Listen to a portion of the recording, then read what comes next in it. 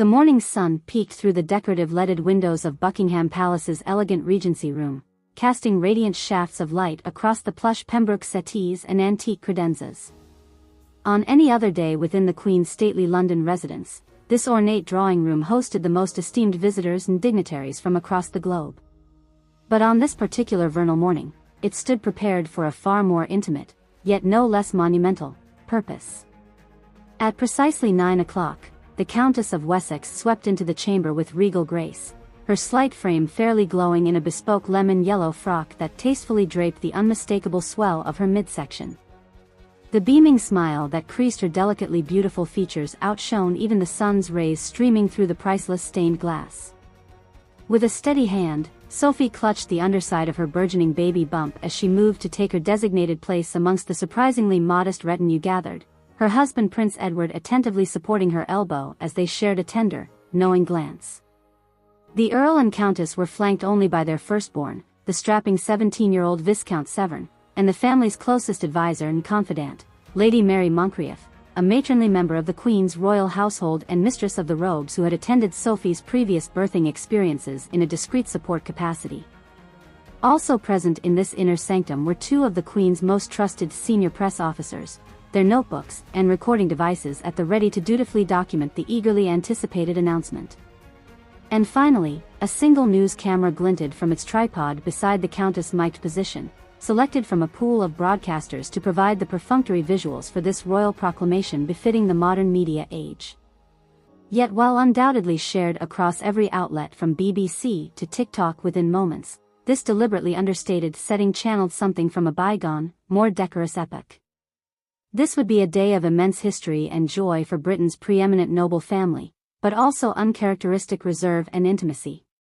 As Sophie delicately lowered herself upon the plush chaise lounge, her husband doting over her every comfort, the quiet assembly exuded a paradoxically casual repose, a few silent nods and sanguine grins passing between its members as they savored these last moments of anticipation.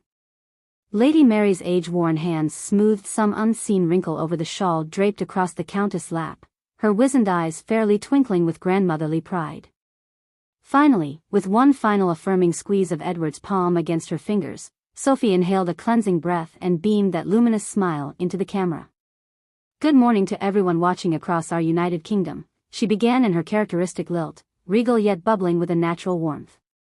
"I know all of you share in the profound joy my husband and I feel in delivering this special announcement today."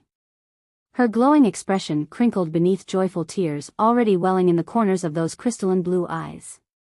"By the infinite grace of God and our beloved Queen, I am overjoyed to proclaim that I am in the late stages of pregnancy, and will soon be delivering a healthy new child into the world."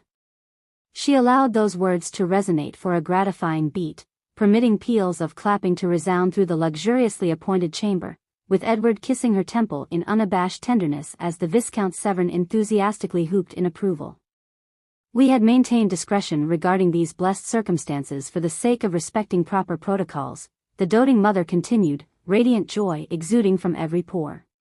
"However, with each passing trimester, my excitement grew too great to resist sharing this miraculous news once we entered the gestational safety zone." A deferential nod towards Lady Moncrieff, a silent acknowledgement of the seasoned courtier's steadying guidance through this process. The Countess drew a steadying breath, caressing her abdomen with palpable affection. "So my darling husband and firstborn son can indeed confirm, in approximately 3 months' time, the House of Wessex and the royal family as a whole shall welcome a new heir into our loving embrace." Severed blitzes of photographic flashes erupted like faraway lightning strikes through the stately environs, capturing the Countess openly weeping tears of maternal rapture as her consort and son enveloped her in congratulatory hugs of wonderment. For several long moments, the blissful little family unit basked in their private celebration as Lady Mary and the press pool representatives politely averted their gazes. At length, the Countess sniffled and dabbed the corners of her eyes, regaining her poised countenance beneath a self-effacing laugh. "You must forgive my transcendent bursts of emotion, this whole process remains new to me even after 2 previous miracles. Every pregnancy is a blessing beyond mortal comprehension, a divine gift reopened anew with every new chapter." She allowed her gaze to linger across the beaming visages of her husband and son, awash in the profound power of their familial bond before addressing the viewership once more. I understand how private citizens may consider the royal pedigree as existing apart from many societal norms. Yet despite any perceived advantages, my journey into motherhood has confronted every mortal challenge and tribulation that any other woman faces. Her jaw stiffened, lips pressing together in resolution as she summoned the will to broach a topic seldom discussed from the palace balconies or TV specials. My first 2 pregnancies, though ultimately successful by God's graces, were fraught with difficulties and complications. Weeks of nausea and bedridden suffering, emergency consultations to address false alarms and terrors any expectant mother dreads to face. Edward tightened his arm around her shoulders, offering steadfast fortitude. Sophie shored her courage from his devotion as she soldiered forth. So each time this awesome responsibility manifests anew in my womb, neither my royal title nor storied pedigree in any way insulates me from the myriad stresses and fears that consume every mother-to-be across the world. Perhaps even more so, considering the enormity of delivering a child whose mere birth shakes the earth and reverberates through the ages. The Countess trailed off somberly, staring down at the gently swaying swell of her abdomen as if making secret communion with the nascent consciousness nestled within. When she lifted her gaze once more, it shone with ardent resolve through a fresh sheen of tears. Which is why I believe it imperative to not only cherish this bestowed blessing openly, but to avail myself of every available modernity and resource to ensure its ultimate safe delivery unto this world. For that is the truest fidelity to which I have sworn my undying commitment, guardian of new life, transcending any temporal human construction. The most indefatigable honor any woman of any identity or caste can ever uphold. Edward placed a tender supportive kiss upon his wife's cheek, the pride glowing from his features. As any seasoned mother already knows, we have cordially enlisted the most eminent obstetric, nutritional, and infant care experts into our service for this 3rd delivery, the Countess continued with conviction. The finest in both traditional and holistic medicine shall be centered upon the needs of this pregnancy at every hour, shepherding its development with the attentiveness and resources only a sovereign renewal of British lineage warrants. She placed a steadying palm upon the curve of her belly, her poised expression wavering to reveal the profound vulnerability of true maternal apprehension. Because while I embrace this phenomenon with pure jubilation, I am also humbled to my core by the reminder that nature remains an indomitable force which no mortal agency or royal resources may ever fully subjugate. My body and this little life are beholden to the ancient procession of creation itself. Lady Moncrieff offered an encouraging nod and murmured platitude, while Edward clutched his wife's hand in renewed solidarity. The Countess drew a foray breath, determination gleaming through her emphasized delivery.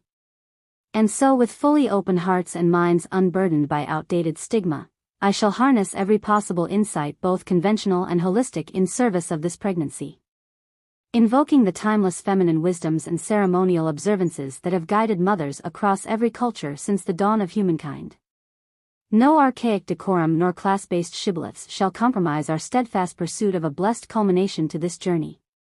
Sophie's fists clenched with a matronly possessiveness, her courtly mask slipping away entirely to reveal her truest essence, a devoted mother warrior fiercer than any battlefield lion in the face of her sacred calling. As we welcome this new dawn of a renewed British lineage destined to inherit the earth, outmoded traditions and biases will fall away like bedamned chaff before the hallowed winds of childbirth, she thundered in a low sustained power. All that shall remain ere long is myself and my little prince or princess, attendants to the most primordial ceremony of all, bearing witness to the true circle of human existence. Her impassioned proclamation resounded through the sanctum chamber in reverential silence, only the steady crackle of flashing bulbs and whirring film strips punctuating the profound word's dissipation like distant fireworks.